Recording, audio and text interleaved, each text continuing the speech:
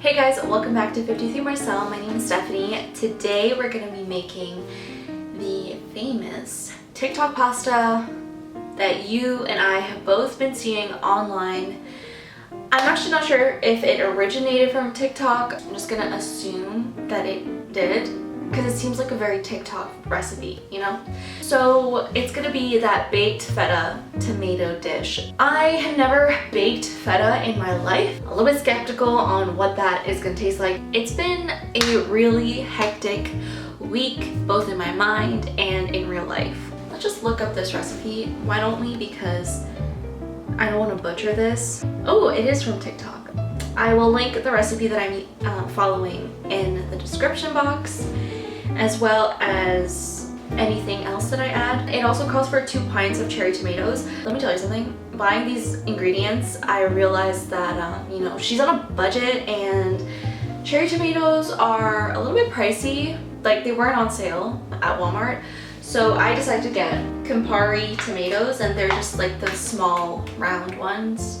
Wait, all tomatoes are round. You need 8-ounce block of feta cheese. I have this one from your fresh market from Walmart. Looks so good. This is 200 grams of feta, and I'm not sure if I'm putting the entire thing in the casserole dish, but we will see. It also says to use extra virgin olive oil, which I have. Then you want to use a 1/4 cup of packed chopped fresh basil.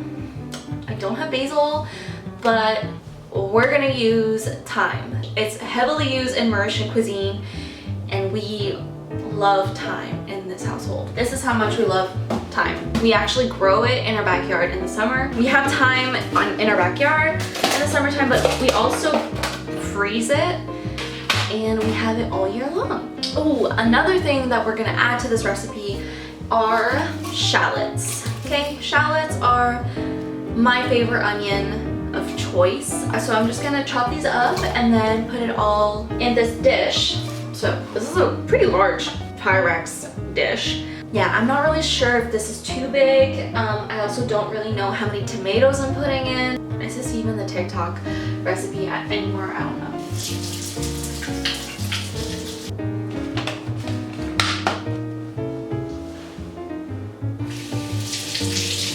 You know those knives that are specially made for tomatoes?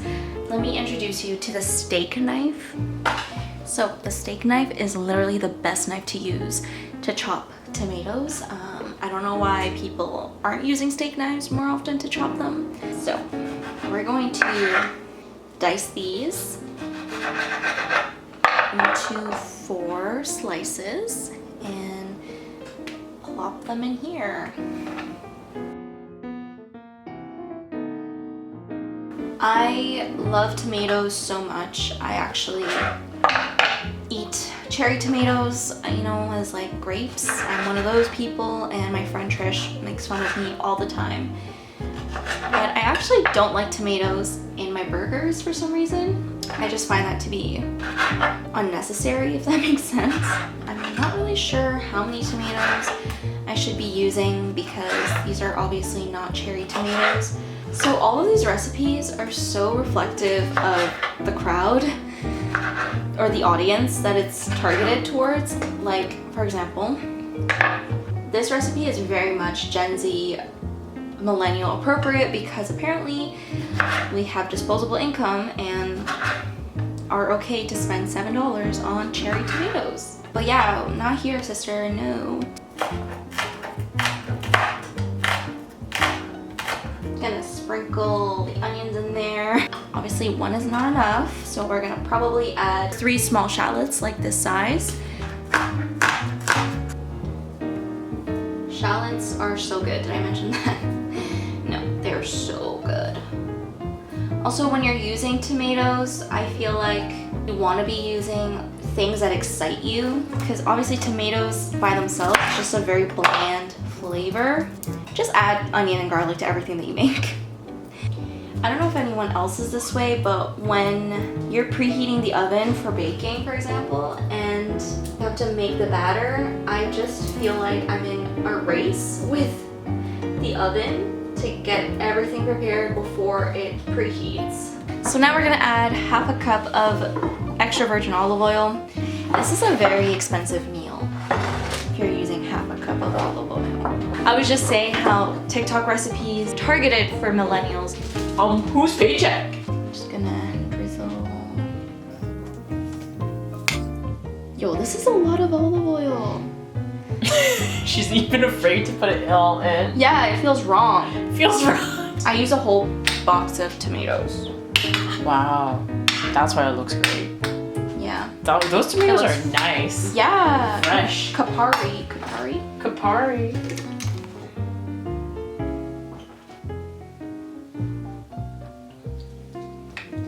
This is already looking like a salad I want to eat. Yeah. And now we're gonna add the feta. This feels wrong once again. This whole thing is gonna go in. This whole thing. And you're not doing anything to it. You're literally placing it in here, just like that. Not even any seasoning. We're going to put this in the oven. So that's gonna be in the oven for 35 minutes. Okay, and now we're gonna make the spaghetti.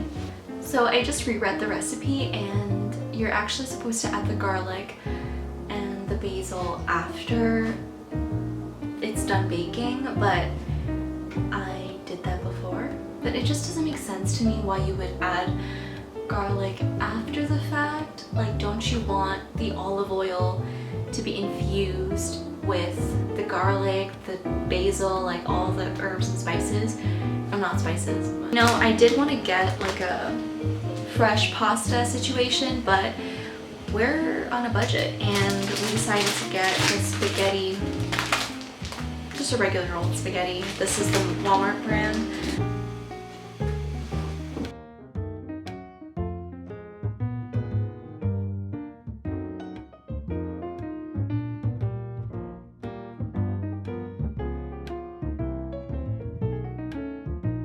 Yummy. You're just supposed to toss the spaghetti into here. So we're just gonna, I guess, mash this.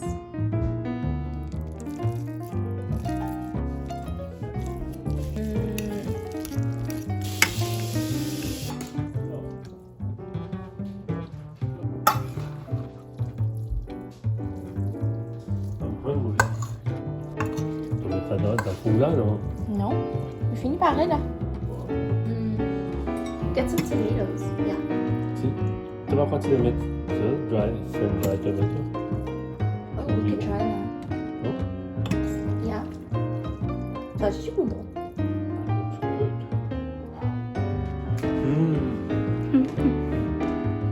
Out of 10, 10. how much would you pay for it? This? Mm-hmm. I'd say $10. And gold. This is how it turned out. It's honestly not that photogenic.